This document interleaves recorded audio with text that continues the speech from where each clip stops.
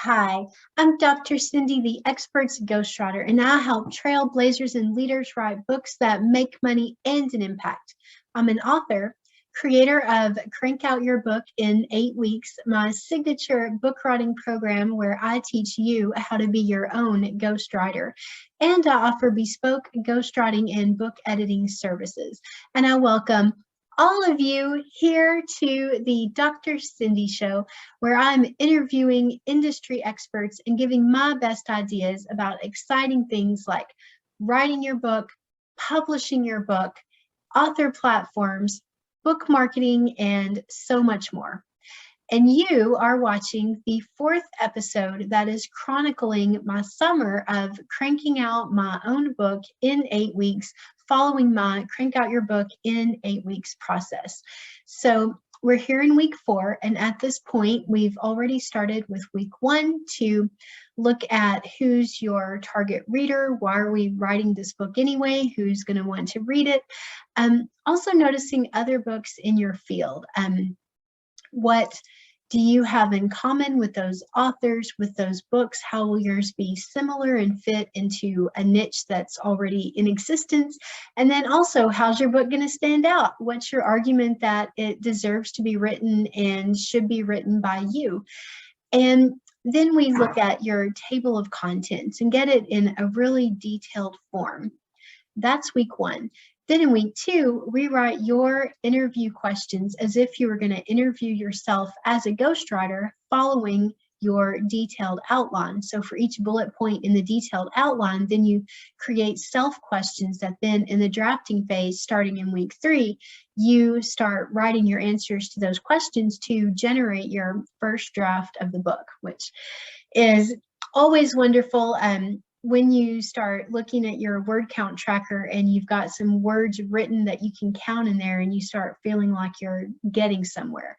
And then coming into week 4, when I teach the course, at this point, I teach a lesson on planning your chapters. And the reason I do it in the 4th week instead of like before you start drafting your book is a lot of times until you start drafting and start seeing what it's going to be like to write about different things and what how your writing style is going to gravitate, it's really hard to know how you want to plan your chapters. And I've had plenty of authors to come to me for ghostwriting who have one concept for how they want their chapters planned, like maybe starting all of them with a quotation, or maybe they want exercises in all of them.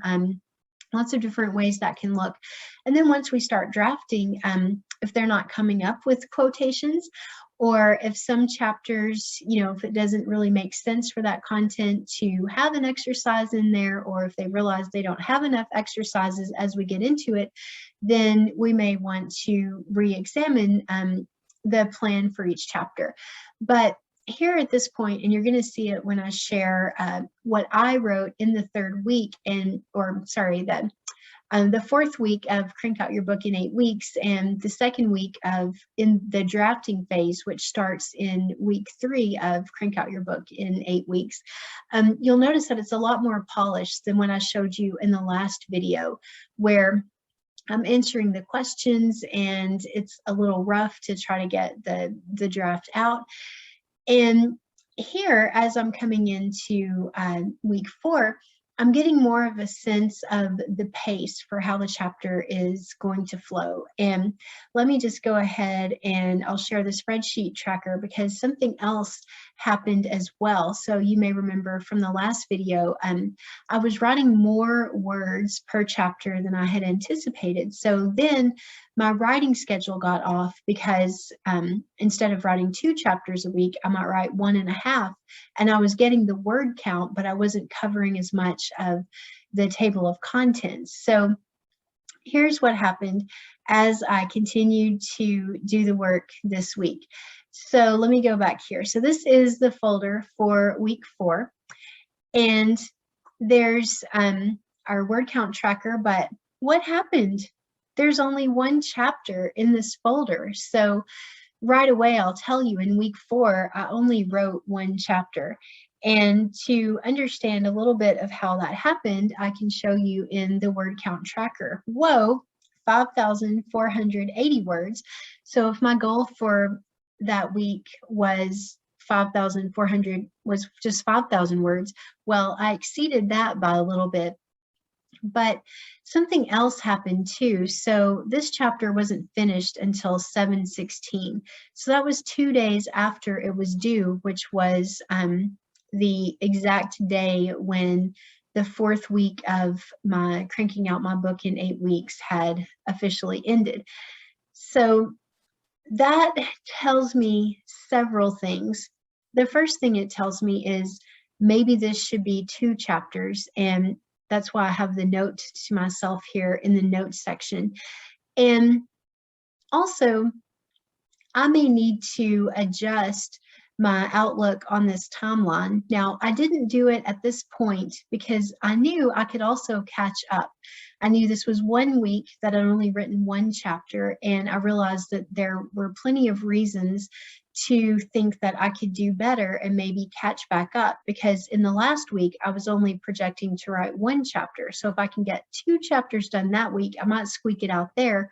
Or if some of these later chapters are a bit shorter, then I might get through more of them faster. So that was happening here in the word count tracker. And you'll see that at the end here, I've got 11,799 words, which is awesome for 2 weeks of drafting a book. A lot of people would be happy to have 3,000 words after 2 weeks, or even less than that. So this is exciting. And then here I am on the path to getting 3,800 words. And I also want to show you chapter 3 in this draft here. So I'm doing the same thing from the first chapter with having the different headings in bold, but I started putting the questions in bold too, instead of having them in italics. That was just for me because sometimes I use italics, and so I decided this would be easier to be able to keep up with what I was doing. And look how long that is, and you can tell it's already written like a story. And that would be expected by the time you're drafting your chapter 3. So I didn't have to do so much of that brainstorm before I got started writing. I was getting more into the mode of what the writing was going to be like, so that I could just sit down and do the work. And here's another good lengthy story that I got.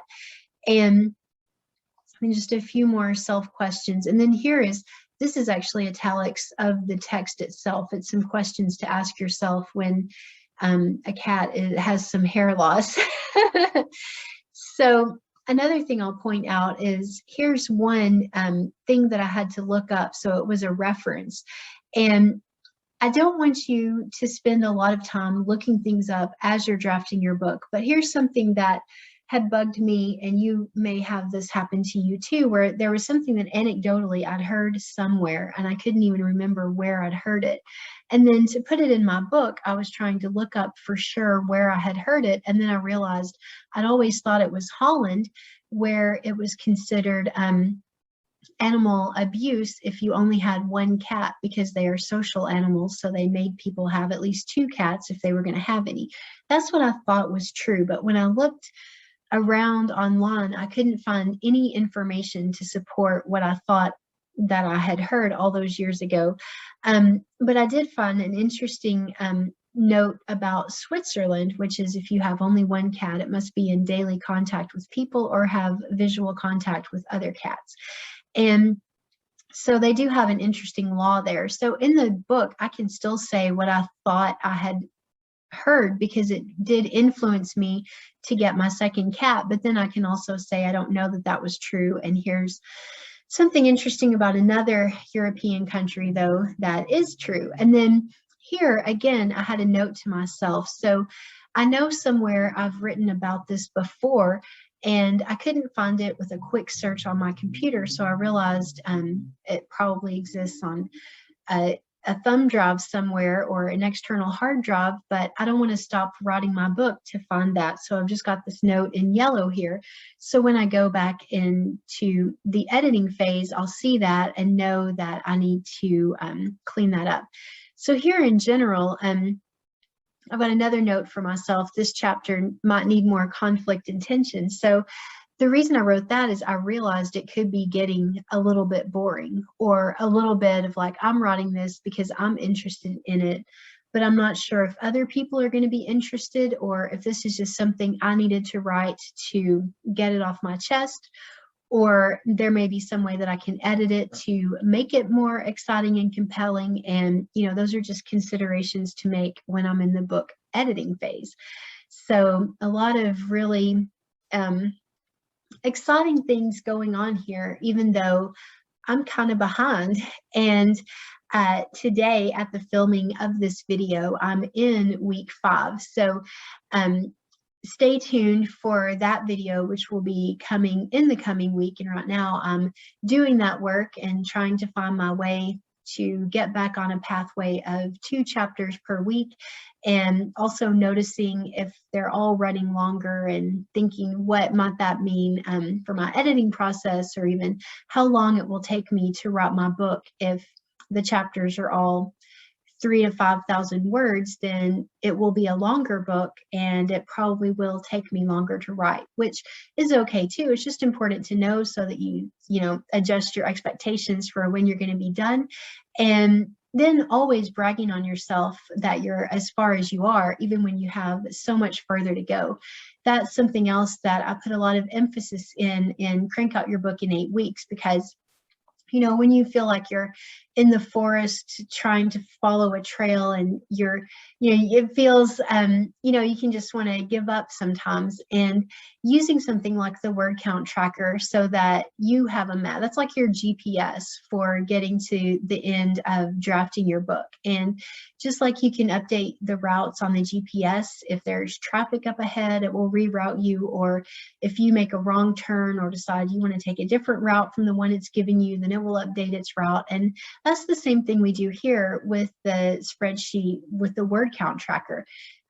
When you do get behind, maybe just move some dates back to catch yourself up, or otherwise just look at the numbers and think, how else can I do this, and make your plan to get it done. And then as you're writing, as you could see here with this week's work, it will get smoother. So in those first chapters, when you feel like this is not written very well, even mine wasn't, but here, when you get to this chapter 3, I'm sure it still needs editing, but it looks much more polished because I'm more in a flow. And so you can expect that to happen too. And then you just want to keep riding that wave and have it keep flowing as you continue through the next weeks of getting your consistent word counts in and making project on your book. It's exciting, and stay tuned. I'll see you for the next episode, and we'll be going all into what happened in week 5 of cranking out my own book.